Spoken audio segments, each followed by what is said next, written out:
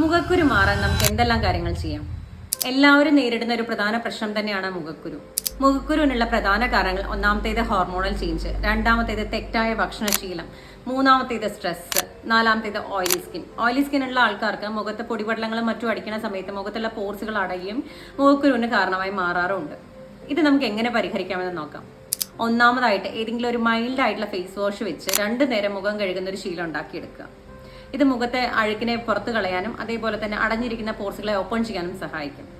രണ്ടാമതായിട്ട് ആയുർവേദ കടകളിലെല്ലാം അവൈലബിൾ ആയിട്ടുള്ള ത്രിഫല ചൂർണം വാങ്ങി 1 ടീസ്പൂൺ ത്രിഫല ചൂർണം 1 സ്പൂൺ തേനും കുറച്ച് റോസ് വാട്ടറും ചേർത്ത് മുഖത്ത് അപ്ലൈ ചെയ്ത് 20 മിനിറ്റ് നേരം കഴിയുമ്പോൾ കഴുകിക്കളയാം. ഇത് മുഖക്കുരു കുറയ്ക്കുന്നതിനോടൊപ്പം തന്നെ രക്തശുദ്ധി ഉണ്ടാക്കുന്നതിനും സ്കിന്നിനെ ശുദ്ധീകരിക്കാനും സഹായിക്കും. മൂന്നാമതായിട്ട് ആരോഗ്യകരമായ ഭക്ഷണശീലം പിന്തുടരുക. വറുത്തുപൊരിച്ച ആഹാരങ്ങളും ജങ്ക് ഫുഡുകളും മധുരപലഹാരങ്ങളും മാക്സിമം ഒഴിവാക്കി പഴങ്ങളും പച്ചക്കറികളും വെള്ളം കുടിക്കുന്ന ശീലവും ധാരാളമാക്കുക. പലർക്കും പല വ്യത്യസ്ത കാരണങ്ങൾ കൊണ്ടാണ് മുഖക്കുരു ഉണ്ടാവുന്നത്.